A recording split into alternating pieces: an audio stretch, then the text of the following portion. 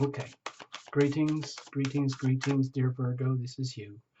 This is Tarot Illumination. It is your October 2018 broad spectrum general report from the spiritual perspective. It's not about, work, career, finances, health, love and relationships, destiny, twin flames, or soulmates, or anything.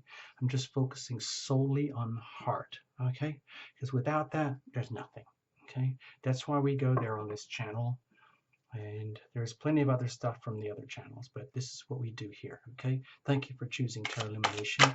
There's no jumpers, no flyers, no oracles, no reversals.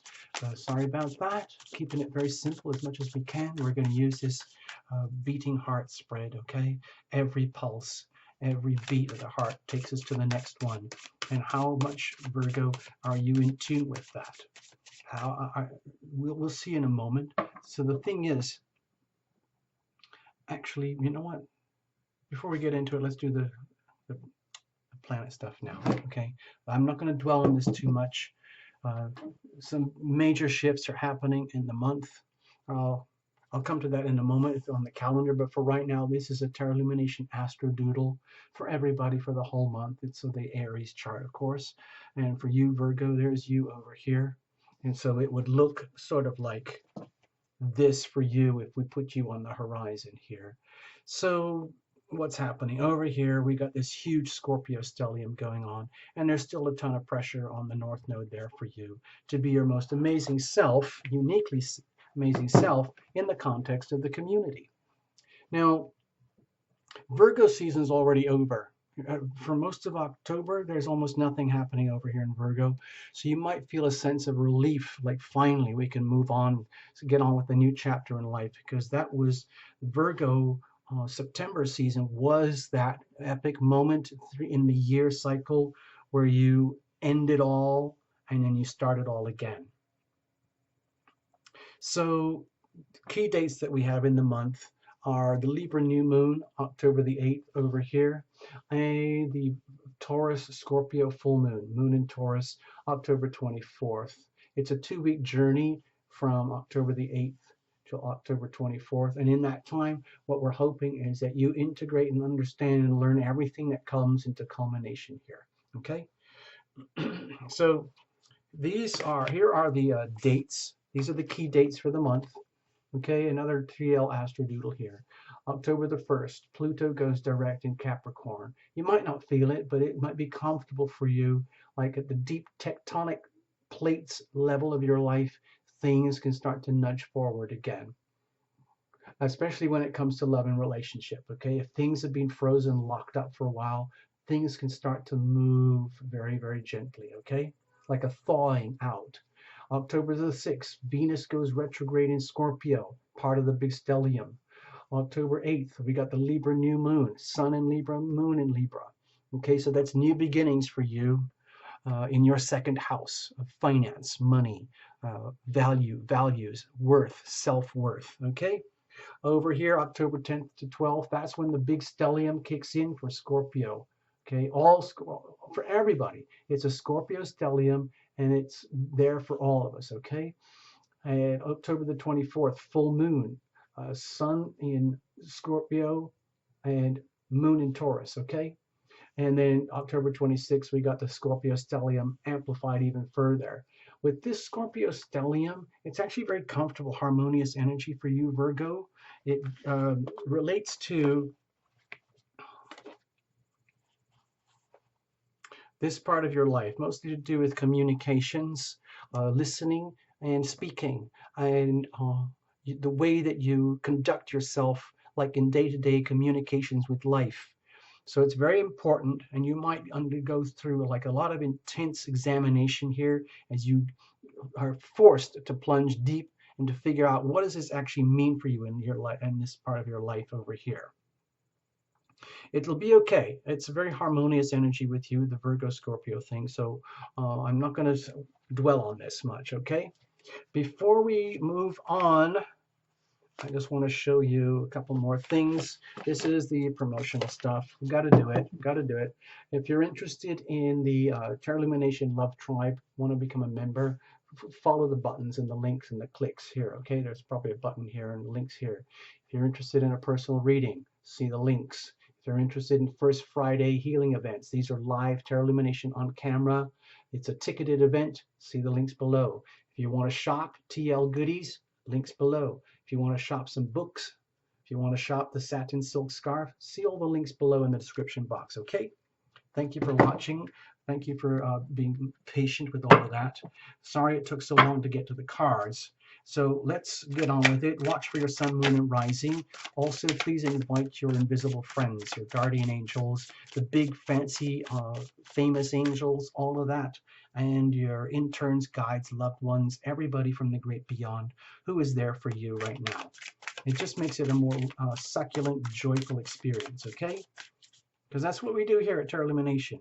It isn't just some guy behind the screen. It's a whole freaking love tribe over here. Okay? Give me another moment. Please be patient. Thank you, Virgo. I know you're good at being patient. Cards are shuffled. We're going to cut now. Bless this deck. Bless these cards. Bless you, Virgo. Bless Tarot Illumination. Bless the whole channel. Bless all of the viewers. Bless YouTube and all the gadgets and dials that we can even do this. Over here is the core heart energy of you. The heart needs what it needs, wants what it wants, and it's praying that you listen and understand and sync up as closely and as much as you can. You've got all your other chakras whizzing and buzzing around, radiating all sorts of colors, but if this one isn't sorted out, nothing else matters, okay? You might have the most amazing brain, Virgo, but if this is out of whack, you know, what's the point? So over here, what are you bringing in with you? Maybe you've got a sense of relief. Maybe you feel like I've done so much work already. I need a break. I want to get on with my new journey. Whatever that is, okay? Over here is the ever-present now. This is where you own your power. Forget about the past of the last year. Forget about what's going to happen over the next year. Let's just get stuck in the now, because this is where you make your decisions. It's through your decisions that you activate your evolution, the healing power of your decisions over here. So what does that energy look like? So also going forward with this, when you understand that there's kind of like a pulse that goes here, how do you do this effectively? How do you love thyself? The whole point of this reading is to learn how to love thyself, okay, Virgo? So being typically modest in those kind of ways, you might be reluctant. Well, you might say, I'm a Virgo. I'm here to be of service to others. That's who I am. That's what I do. But you can't do that unless you love thyself first, okay? All right. Sorry to be so pushy. Over here, generating consequences. If you're constantly abdicating your power, giving it all away, wallowing in the past, fantasizing about the future, and not taking care of the present, you're giving away all your power, and you end up with what you could call fate, for better or worse. When you are in tune, then you generate consequences, okay? That's the difference. You are the master of your own evolution, at least as much as you can be. It's all relative to how much you know how to love thyself. Over here, even with our best intentions, we're still facing what we can consider the great unknown, where there's always risk, always reward. So what happens if we're so scared we just give up and decide, I'm just going to live on autopilot. I've managed so far. I know how to self-medicate. I do a bit of yoga. I got friends, family. I got a bit of savings. I got a degree or something. It's enough. Sorry, not at Tarot Illumination. There's always work to do. Virgo, you know that the work never stops. It's always about refining, cleansing, purifying, doing the repairs, doing the maintenance, creating new habits, healthy habits. What does that look like when you are in the zone and you do love thyself? What does it look like when you abdicate? Same card, but inverses, the invert. What over here looks like a prospects and momentum as you set up like the energy for the next beat. Every beat of the heart is impacted by the beat before. Over here, let's look at circumstantial energy. You, Virgo, like everyone, makes the best of it. You have the King of Wands. So my feeling here is to be very aware that you've already done a lot of the work, okay? You're showing signs of having attained, to me, it feels like here, personally, as your reader right now, really high levels of mastery in terms of spiritual evolution, growth, and healing. You've done a lot of the work already. It's probably been very, very tough on you, and it's probably going to continue to be tough. I was just realizing that before we got into the reading. I should have mentioned it. is that nobody seems to talk about it much anywhere, but see this little thing over here, Pisces energy? Neptune is here at about 14 degrees or something, very, very much at maximum power and expression here. And it's sitting exactly opposite you, Virgo. And so this is in your house of, let's put it over here. Let's put your house of fundamental one-on-one relationships. So if in you're moving through life, but there's this consistent, persistent energy of like, what the heck is going on in my most fundamental relationships, contracted one-on-one relationships, marriage partner, business partner, spouse, uh, man, woman, child, parent, child, something like that, where it's like the more you try to like pin it down, the more it dissolves. That would be typical of Neptune energy not being understood. So it's very, very important to be very forgiving with yourself right now when it comes to love and relationships. This is not a love and relationship spread, okay? Just allow that you're going to be able to have the chance to experience ecstasy in terms of love and relationship, but also the possibility of great disappointment, disillusionment. It's all possible in this environment, okay? So, nevertheless, you've done the work and you have, this is surrounding you. Almost it feels like a reflection that if you haven't done the work, it's time to rise up to your levels of mastery, live up to your passions, your delights, your desires, your goals and missions and purposes in life without any apologies and just going for it, knowing that you have the skills and the talents to do that, okay? What is the heart saying here at the core? Seven of Cups. My feeling is the heart is saying, I want that dream to come true. I want the beautiful side of Neptune to work. I'm not interested in the shadow, the darkness, the drunkenness, the depravity, the self-undoing, the victimhood, the martyrdom, the confusion, the self-medicating. I don't want any of that. I want the beauty of heaven. I want the dream. I want to live the dream, man. Seven of Cups here. And it is possible by invocation. You can ask for the healing power of love to fill your life and from up above. And so be it. So it is spoken, so it is done. Okay? It's just that this is, to me, feels like super high frequency love energy, but it's at the point where it's like so swirly, like it makes you dizzy, disoriented, not knowing what to do with it. But the heart knows, okay? The thing is, it's up to you, Virgo, to get in sync with that. Understand that it can be very, very hard to, it's okay, like to say Terra Lumination. Okay, I ask for the healing power of love to fill my life from up above. Yeah, but then what does that actually look like? How does it actually feel? That is the great unknown here. But it starts with an invocation, then bringing it in and allowing the dream to unfold, allowing it to come into fulfillment, allowing your heart to see and perceive and sense and feel that energy of divine love. And then integrate that into your being. Over here, what are you bringing in with you? The Three of Coins, Three of Pentacles. My feeling is that, again, this is, to me, it's a strong indication that you've already done the work, but it doesn't stop. This is long-term dedication to self-love. That's what I feel here. Three of Coins here, where it does take teamwork, where you already learned that it's very, very important to surround yourself with talent. Surround yourself with people who understand you and love you, and make sure that you are integrated with people who understand and love you in terms of evidence. Not just gestures or talk, but actual evidence. Is someone willing to go out of their way to give you a ride somewhere because your car is all messed up? Are you willing to go out of your way to help someone else and grow involved because you have certain skills and talents that they don't have, but they're on their way, and you can just give them a few tips which hardly cost you anything, but it helps them tremendously. That kind of energy. I feel that you're bringing this with you. So to me, this is very wholesome, Virgo. This is like the energy of, well done, Virgo. You understand like your mission, your purpose for being here. It's like the Virgo thing of service to others and allowing yourself to be served by others. You don't have to be living like that martyrdom state of like Cinderella, where you're the servant all the time for everybody, you can allow yourself to be served as well. Surround yourself with talent. Okay. Okay. What about the ever-present now? The King of Coins. Look at this. Wow. So my feeling here is you're starting to understand like the value of yourself to others and the value of others to yourself. Okay.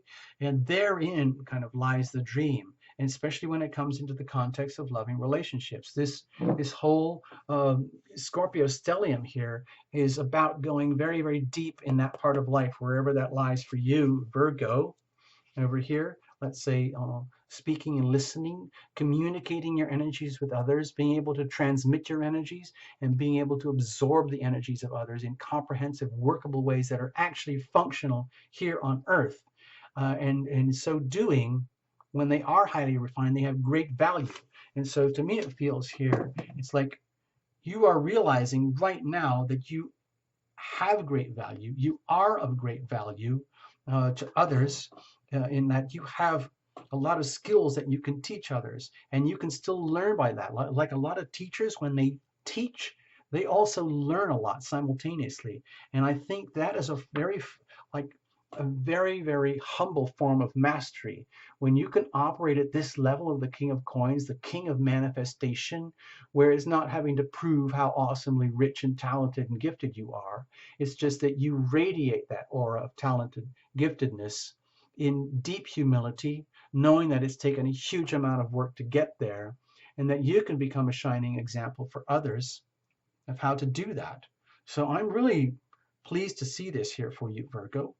Uh, so in the power of now, in this position of now where you own your power, to me, it looks like you have like a sense of anchor, a knowing that you belong to like humanity.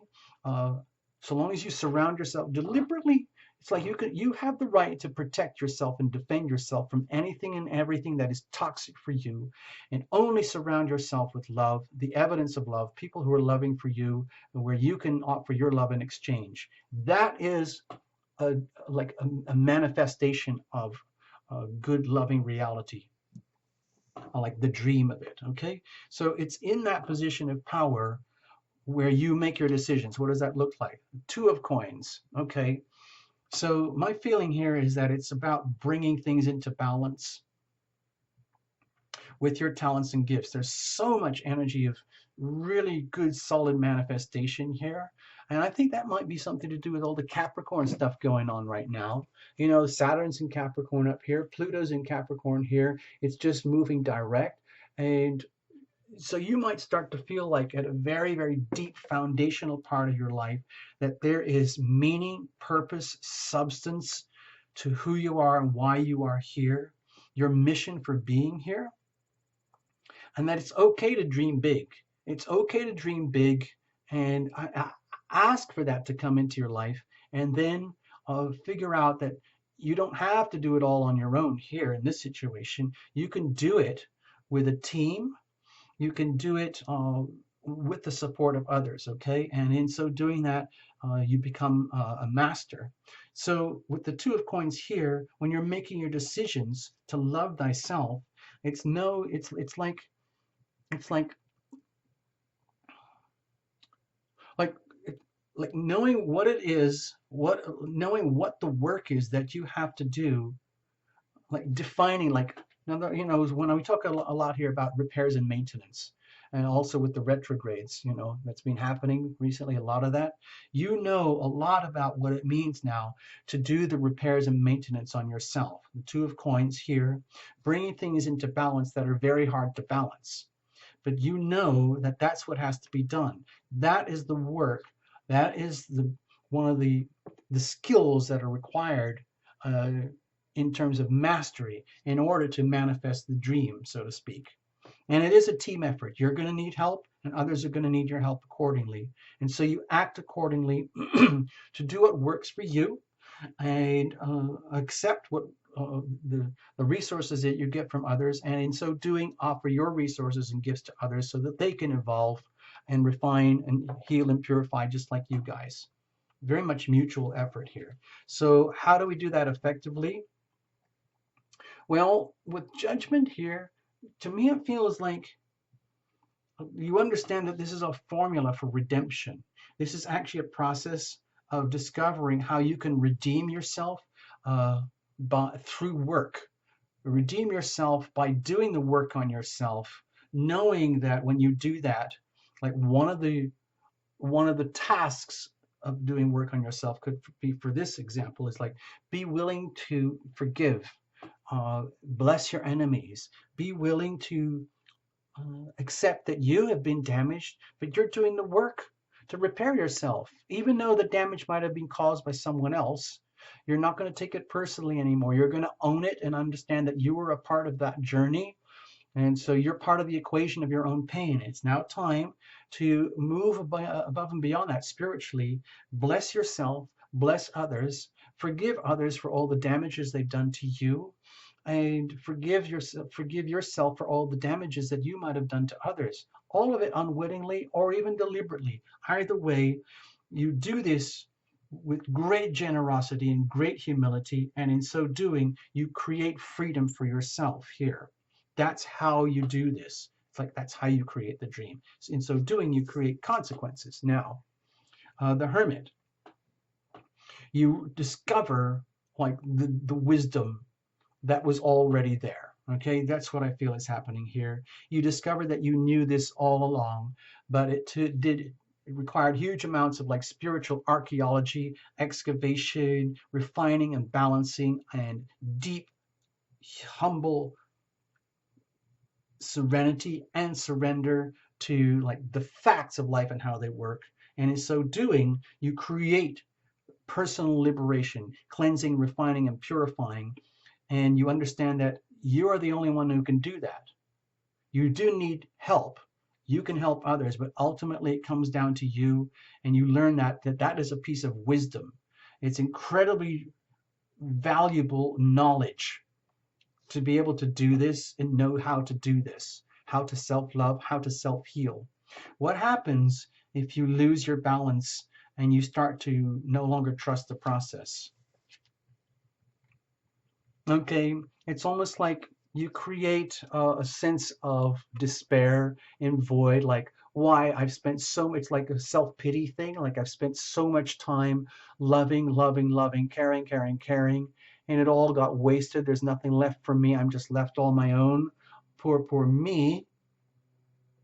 And then you start, everything here becomes dissolved. You start to wallow in the shadow side of the Neptune energy, for example, where all the beauty here of the dream coming true and manifesting turns into a putrid, stagnant mess of like, oh, well, I knew it was all BS. That's not right. That's not fair. So what happens when you understand that life is work? It means a lot of effort, extending yourself beyond your comfort zone. Then you do create love, massive amounts of love, but it's an ongoing journey. It's never going to stop, okay? And it's okay to feel, isolated in that, because everyone has to go through this at some point. We are all our own unique individual beings, but we can do that in the context of the group and be comforted that way. Over here, the Nine of Cups outcomes, you realize, oh my gosh, I knew it, I knew it, I knew it. I am the source of my own love. I am the source of my own happiness. I can do this as a formula, as a process, as a self-healing modality. I can do this. I can create happiness for myself. And now I know how to do this. Okay? It's a formula. You can handle it, Virgo. And you can probably teach others as well, okay? And learn from others as you're teaching them. This is beautiful. This is, to me, it feels like this is like a positive feedback loop where love breeds love, and all the work and the hard work comes up as evidence. The evidence of love is the love itself, okay? Love manifest. Love manifest, okay? What you really wanted to begin in the first place, okay? So you become the master of this. Thank you so much, Virgo. Take care. Thanks for choosing Tarot Lumination. All the best.